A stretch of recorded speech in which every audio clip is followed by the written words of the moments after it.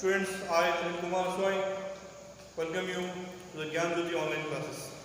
Students, yesterday we have studied the chapter air, and now we will study the chapter number 5, that is water.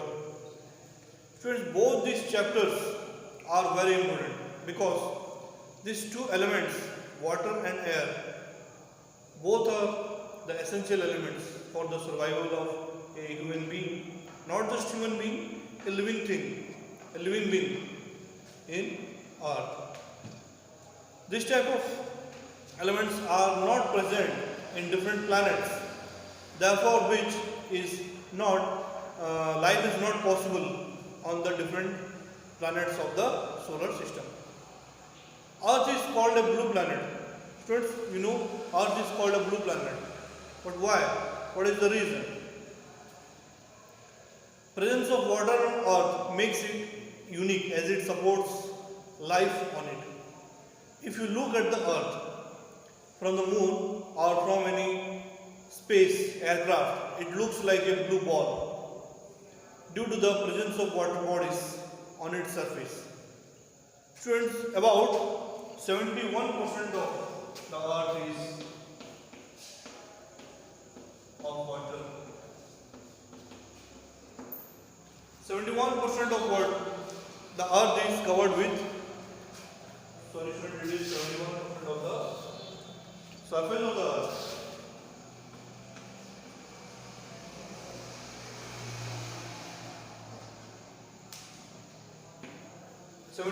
of the surface of the Earth is covered with water, while the land area is only 29% of the total area of the globe in which we live. It is called the lithosphere.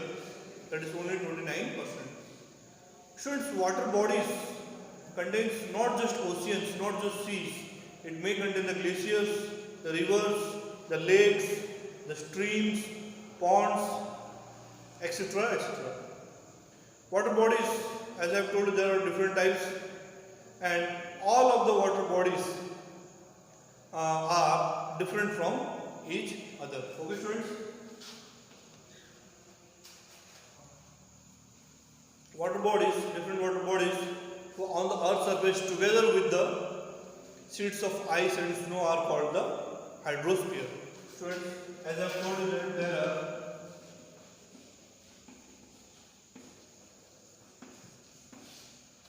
there are three spheres in the Earth. The first one is the lithosphere. Lithosphere means the surface of the Earth in which we live, we survive. That is called the lithosphere. And the water bodies covered in the surface of the Earth, 71%, that is called that part is known as the hydrosphere. And the air enveloping or surrounding us, that is called the atmosphere.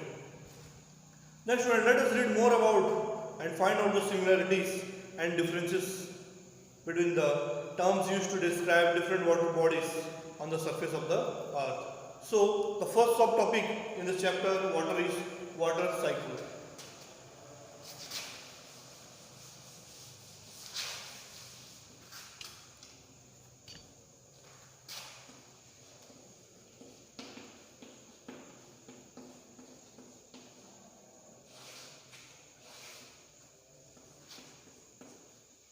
Water cycle.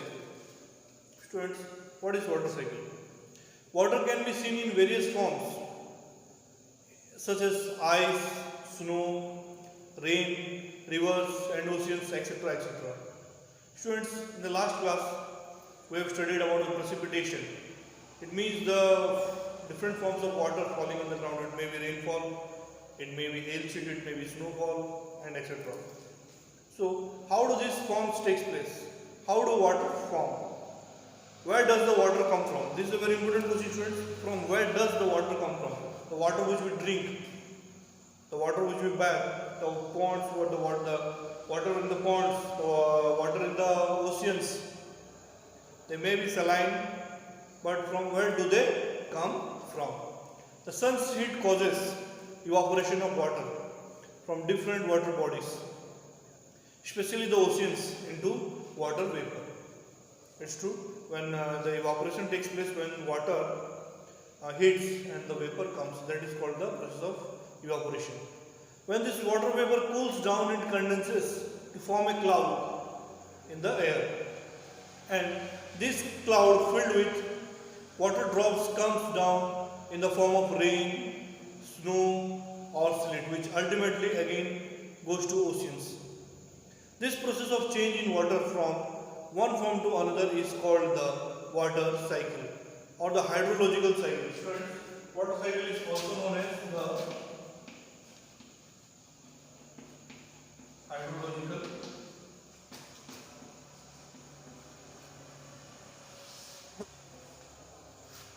cycle. Means students, when the water heats up, evaporates and it becomes water vapor, it forms a cloud, and along with the different cloud is filled with different water drops comes down in the form of rainfall. This process is called the hydrological cycle.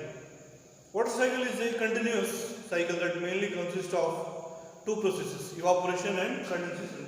Students, this majorly consists of evaporation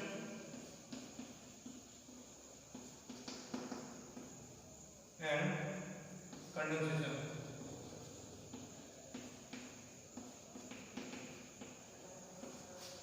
Evaporation and condensation. There are the two forms or the two processes. Then students will study about the salinity of the ocean water. Students, what do you mean by salinity? Salinity means in Hindi we can say the namkeen pani what we get in the oceans. Okay?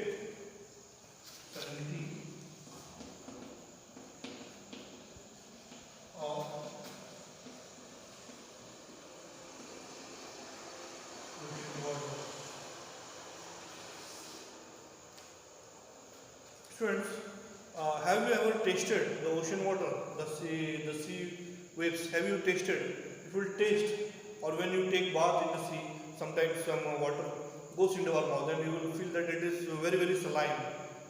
Salt is made from this saline water. Did you ever wonder why the oceans are filled with salt water instead of fresh water? Where did the salt come from? And is that the same salt you eat every day? Most of the salt in oceans comes from the land. Over millions of years, rain, rivers and streams have washed over the rocks containing the compound sodium and sodium chloride and carried it into the sea. So the rain, when it washes away the stones which contain sodium chloride, it washes away and it goes into the oceans. Some of the salts in the oceans come from the undersea volcanoes and the hydrothermal vents. Vents means the opening of a volcano. In the previous chapters, we have studied that when an earthquake happens, the molten lava comes out of the vent, means the opening of a place. So that is called the vent. So these are some of the questions which may arise in our mind, that why all the water in the oceans are saline? Why not some freshwater ocean or sea is present? When water evaporates from the surface of the oceans, salt is left behind. After millions of years, the oceans have developed a noticeable salty taste. So millions of years, students, the water have gone above the rocks and it is washed away, and sodium chloride has gone into the sea in a large number. Different bodies of water have different salinities. Rainfall, evaporation, river runoff and ice formation cause the variations.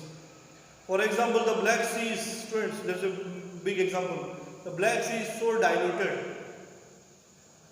then by river runoff, that its average salinity is only 16%. Okay students, its average salinity is only 16%. Next students, there is an example about Dead Sea. So, Dead Sea is a great example. Why Dead Sea? I will say that students, Dead Sea in Israel. So it is situated in Israel, near Israel. Dead Sea in Israel has salinity of 340 grams, just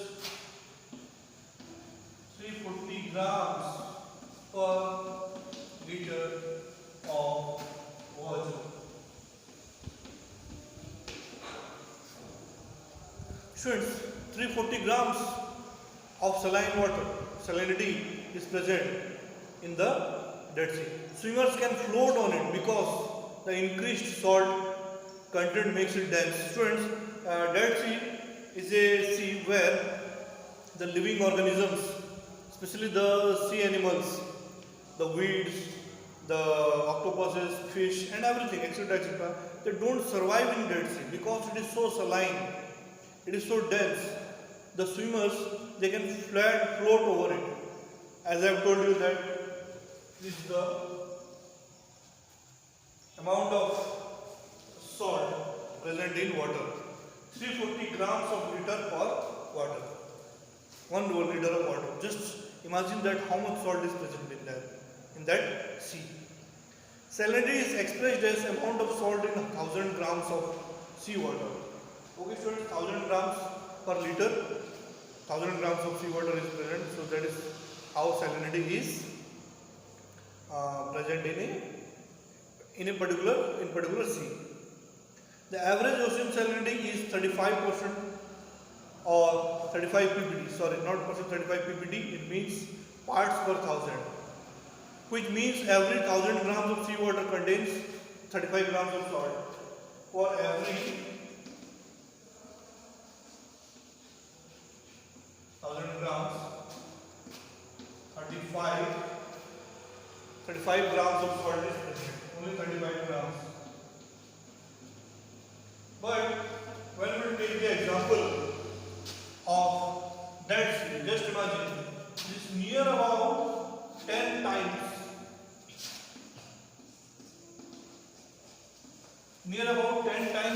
salt is present. Just imagine that how much saline it would have been. It is. Freshwater salinity is usually less than 0.5 ppd. Water between 0.5 ppd and 17 ppd is called the brackish water. Brackish water, students, is they have a little bit of higher salinity. So, students, there are dissolved salts in seawater. There is a list. Students, I will write here.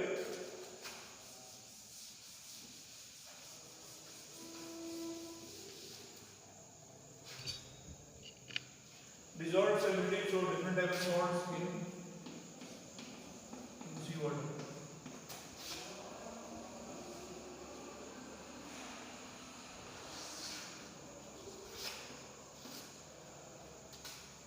Different types of salts in seawater. So it may be 55.3% chlorine,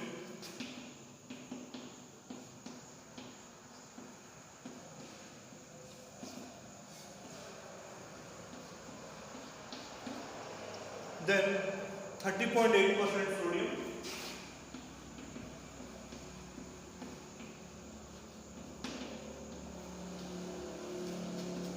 then the third one is 3.7% magnesium.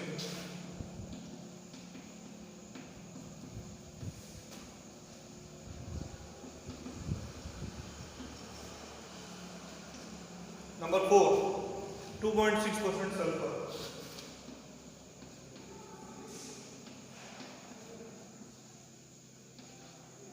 Students, these are some of the major presence of salt in the ocean water. Then, now we'll study what are the different types of water bodies present in our earth.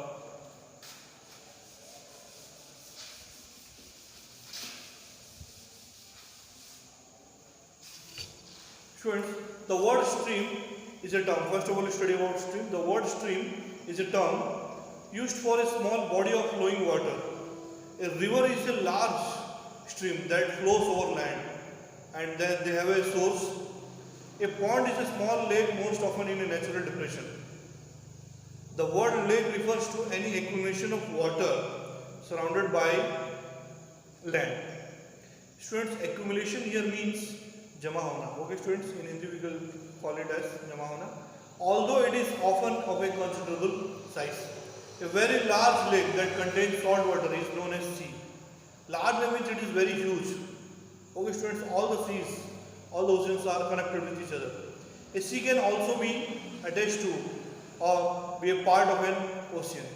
For example, the sea, any sea is a large saline lake surrounded by land. Then the different types of seas are there. Mediterranean Sea is connected to a big ocean, and the Sargasso Sea is a part of Atlantic Ocean. Indian Ocean, Pacific Ocean, Atlantic Ocean, Bay of Bengal. Then there are different types of the water bodies. They are all are connected, but they are known by different names. Students, have you ever visited any coastal area? Then you can know that how large it is. The water also differs from place to place. Somewhat is somewhere you can see green water, somewhere you can see blue. The presence is different from each other. Okay, students. Now, students, we will study about the distribution of water bodies. So, if there is more water than land on this earth, why do so many countries face water scarcity? Yes, it is true. If the earth is covered by 71% of water, then why there is water scarcity? Why the drought and famine comes to the earth? Why there is a major reason? Okay, students. So, students, is all the water on the earth available to us? Are all the water fresh water, or we can drink it or we can use it? The following table I am writing here. That's a table. So, oceans. First of all, students, when it comes to the distribution,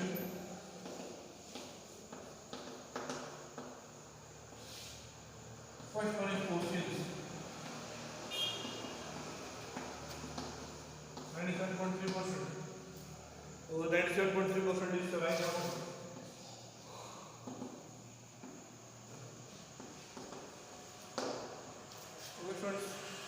Then ice caps.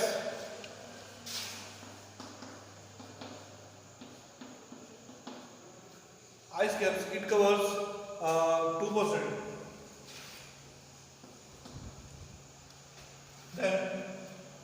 Then the groundwater, it is very low, it is 0.68.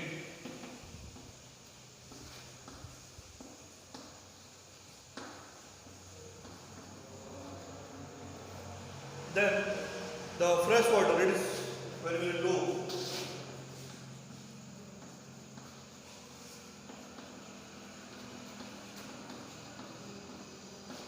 So these are some of the divisions, the distribution.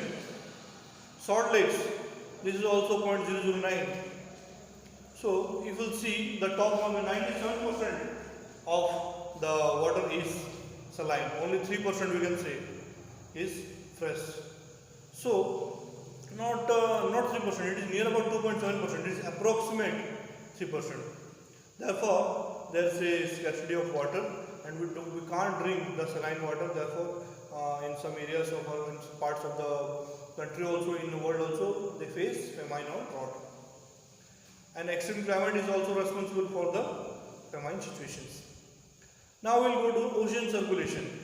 Walking barefoot on the oceans or on the seashore brings fascinating experience to everyone. Yes, it's true. You may have also tried when you will visit places like Puri, Visakhapatnam. Then you will go. Then have you ever tried to walk on the sea beach barefooted? The wet sand on the beach, the seabirds, the smell of the salt in the air, and music of the waves create a magic spell so mesmerizing. Yes, whenever, especially in the morning time, when you visit the seashore, and you will feel such type of mesmerizing sounds coming from the sea, the music of the waves create a magic in our life. The vast oceans covering most parts of the world are restless, and the water is constantly moving from place to place. Okay. Then So the water from the ocean they move from one place to another, and due to the following reasons, I will mention you the reasons that why the seawater is different in a different area, in different part of the world. Why this differs? Why the color also changes? So first one is the difference in temperature. First one is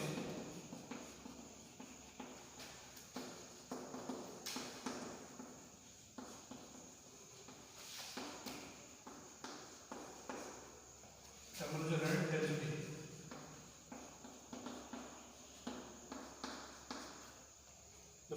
This is the first reason. Then students, second one is the variation in salinity of water.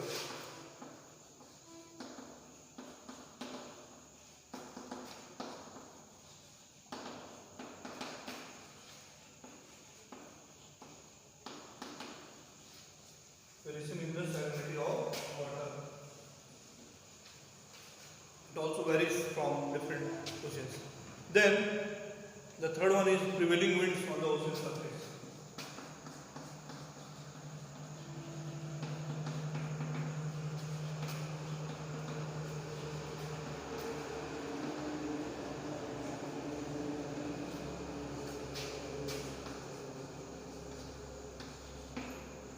Prevailing winds in the ocean surface.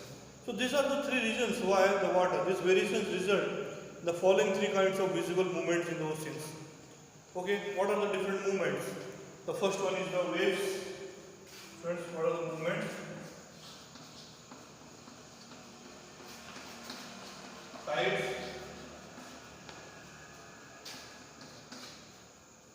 And the third one is the ocean current.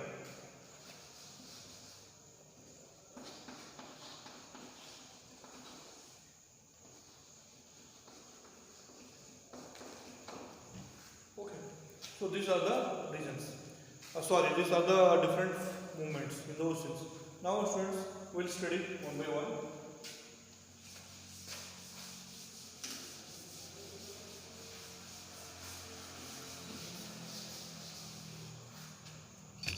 First one is waves.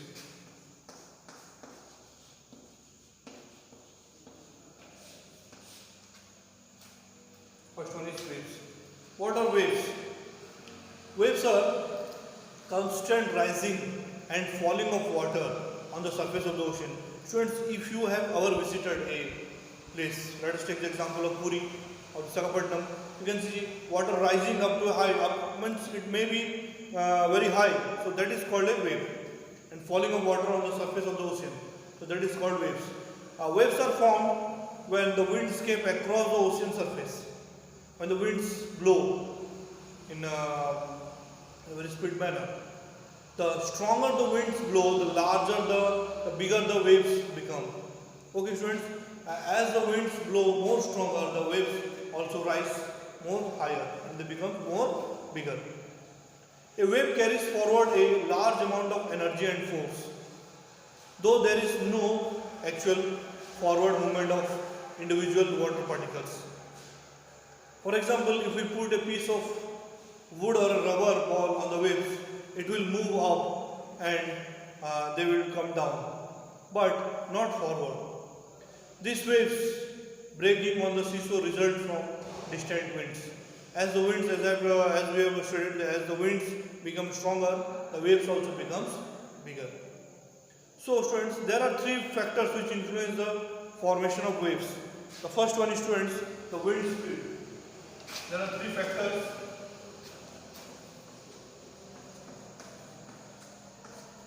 What are the three factors which influence the formation of waves? The first one is the wind speed.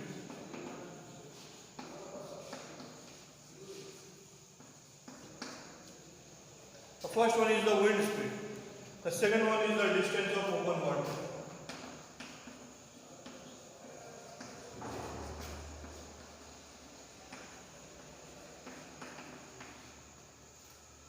Second one is the distance of open water that the wind has blown over. That the winds have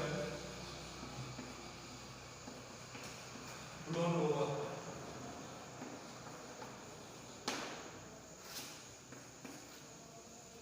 Then the third one is the length of the time when the wind has blown over a given area. So, friends, the length of time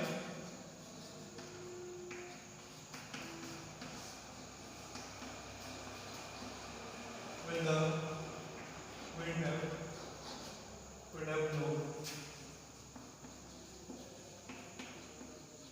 Friends, these are the three factors. The first one is wind speed, then the distance of open water, and the third one is the length of time when the wind has blown over a given area. All these factors work together to determine the size and shape of the ocean waves.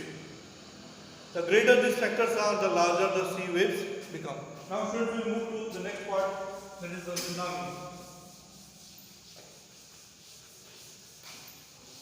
Next subtopic, that is called the tsunami.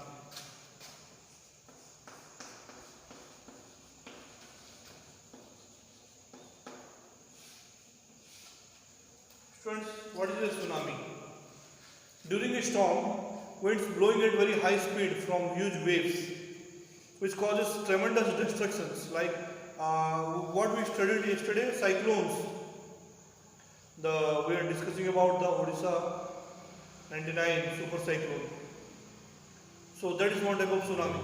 An earthquake, the volcanic eruption, or underwater landslides can shift large amounts of ocean water.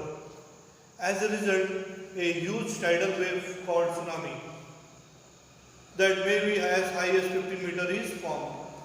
Students, when an earthquake or a volcanic eruption or underwater landslides can shift large amounts of ocean water in a large number, so that formation of wind, that formation of waves is called the tsunami. This can be as the largest tsunami ever measured is 150 meter high. Just imagine from the sea level to 150 meter high, how it can be dangerous. These waves travel at a speed of more than 700. Listen, it can be the highest one is 150 meter high, and the speed is 700 kilometers. Just imagine 700 kilometers per hour.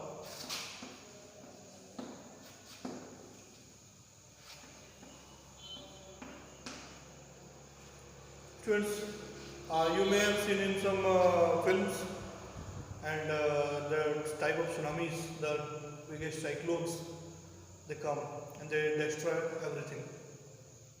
The tsunami of 2000 caused widespread destruction in coastal belt of India. The Indira Point in the Andaman and Nicobar Islands got submerged under the tsunami. It was so dangerous that it submerged the Indira Point. Students, Indira Point is sometimes known as the southernmost point of our country. Tides. The third one is, students, tides. So what are the different types of tides?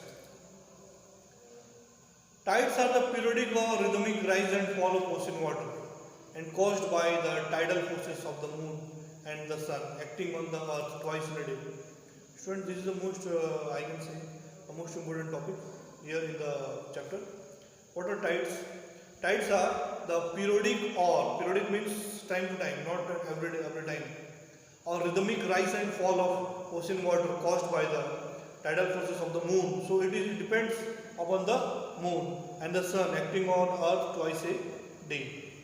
Tides cause changes in the depth of the sea and also produce oscillating currents known as the tidal streams.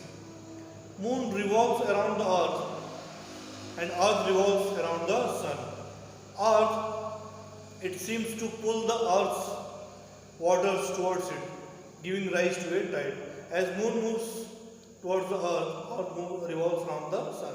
The movement of the moon influences the movement of the tides. How is it so? We'll study. There are mainly two types of tide.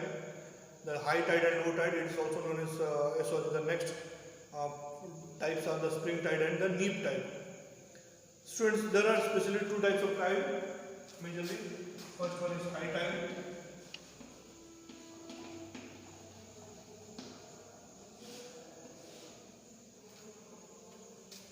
high tide is when the level of the sea rises, and low tide is when the level of the sea becomes low.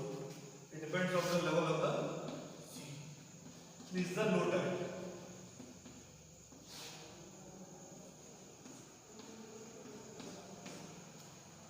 This is the low tide. There is one high tide approximately every 12 and a half hours, followed by one low tide. So it happens alternately. After high tide, we can see the low tide. Okay, students. Then we'll study about the spring and the neap tide.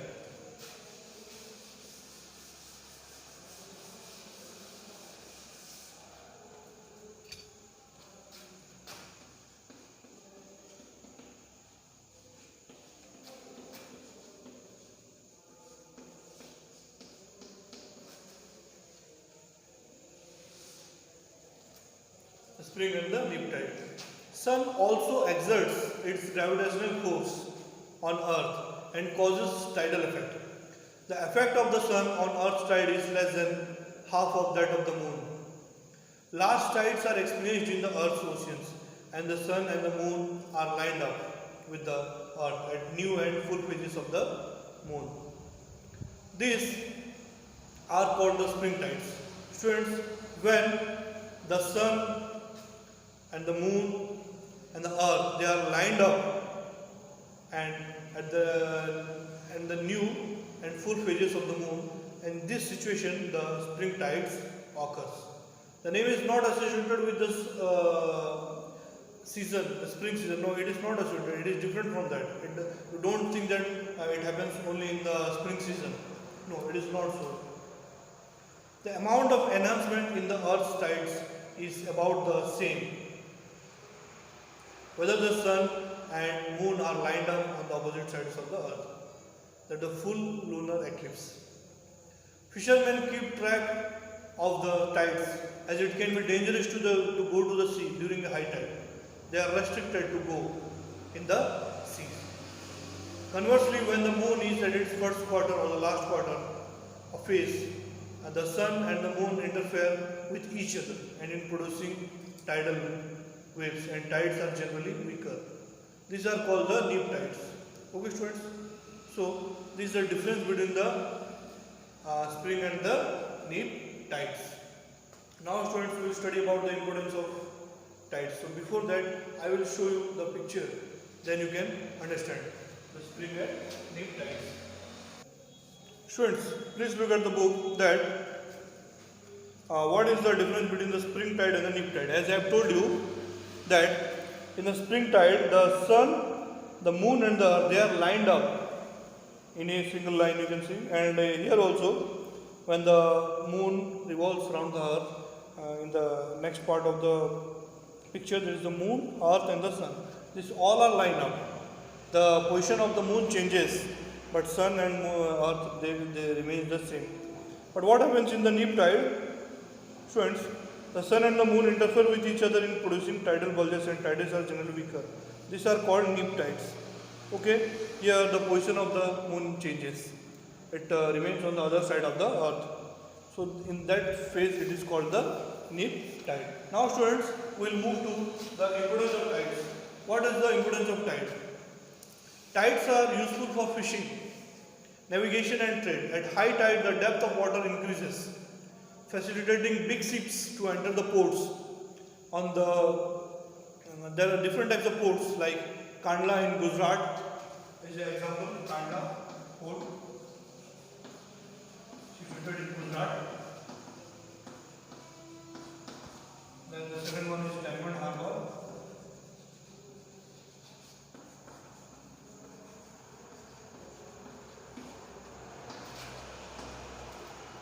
The second one is the Diamond Harbour on the Hooghly River.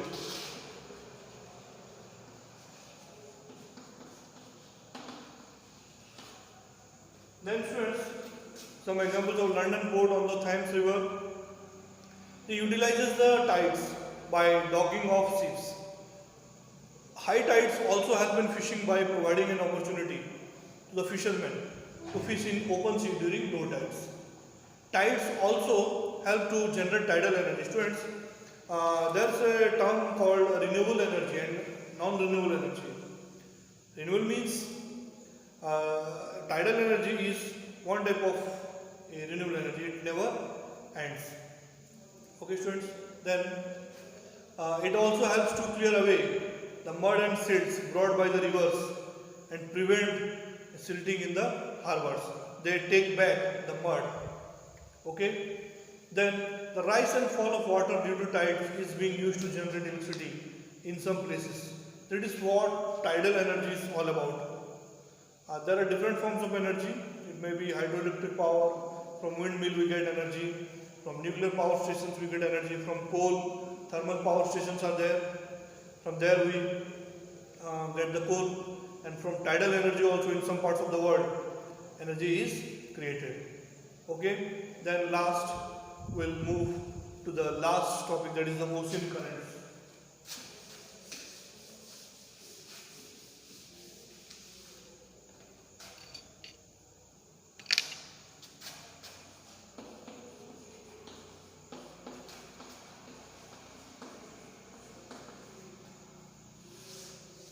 What are ocean currents? Ocean currents. Streams of water flowing constantly on the ocean surface in definite directions are called ocean currents. Students, listen carefully. Streams of water flowing constantly on the ocean surface in a definite direction.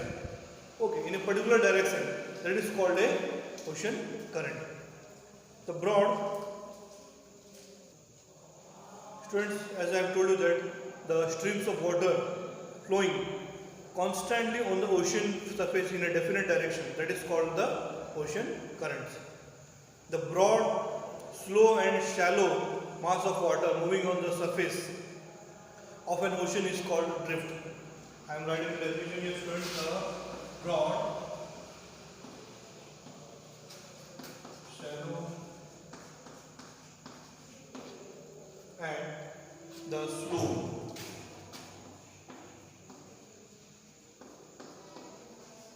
mass of water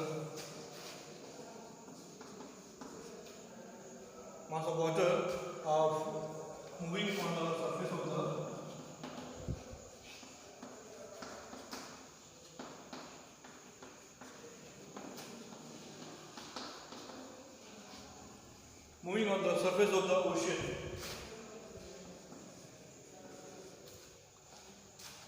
Surface of an ocean is called cloud.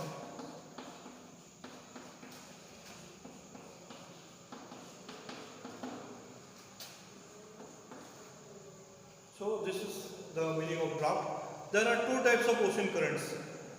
Friends, there are two types of ocean currents. The first one is I will write here the types. The first one is the surface current.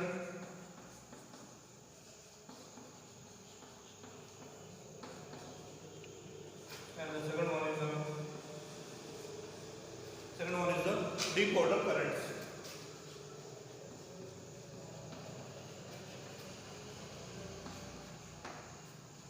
These are the two types of ocean currents. The surface currents, which makes up about 10% of the water in the ocean, and the deep water currents, which make up the other 90% of the ocean. Students, just think this is 10% and this is the 90%. Okay, 90% of the make up the 90% of the ocean. Then they are further classified into warm and cold currents. Students, they are further, the ocean current is divided into surface current, deep water current. Then it is further divided into cold and this is warm and cold currents.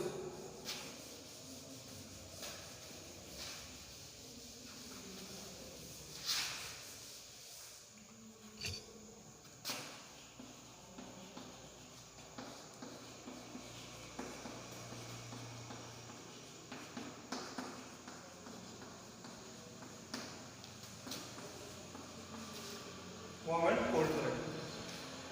The warm currents flow from the equatorial region towards the polar region. So the warm current flows from equatorial to polar region, and students, the cold currents, they on the other hand, the cold currents flow from polar to equatorial. This is the opposite.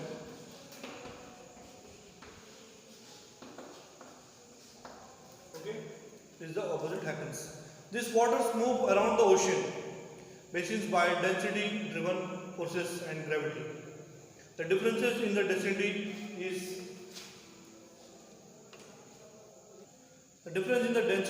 due to the different temperatures and salinity of water. These deep waters sink into the deep ocean basins at high latitudes when the temperatures are very cold enough to cause the density to increase. The Labrador ocean currents is a cold ocean current, while Gulf Stream is a warm current. Let us take the examples.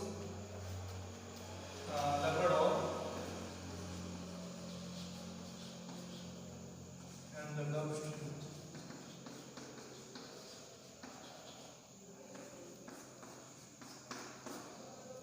The Labrador is a cold current and the Gulf Stream is a warm current.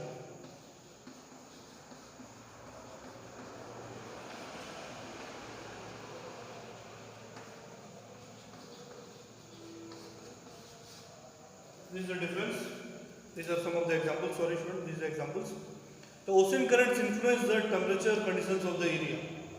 Warm currents bring about warm temperature over the land surfaces, students, and the areas where warm and cold currents meet provide the best fishing grounds. So, while blowing, they meet at some places.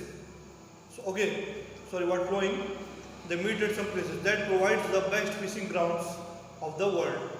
These areas also experience foggy weather, making it difficult for navigation to move in the seas. Sea around Japan and the eastern coast of North America are such examples. Students, sea around Japan, the Japan is situated in Asia, and the eastern coast of Northern America. North America, students, North America is a continent in the eastern part. They provide the best fishing grounds of the world when the cold current and warm current intersect. Okay, students, they meet at a place that is called they provide the best fishing grounds of the world. Students, this was the chapter all about. We have studied the chapter water. We have completed the October syllabus of the section geography. Now the rest. There are two remaining chapters of history we will study in the further classes. So, by today, I say goodbye to all of you. Have a nice day. Stay home, stay safe.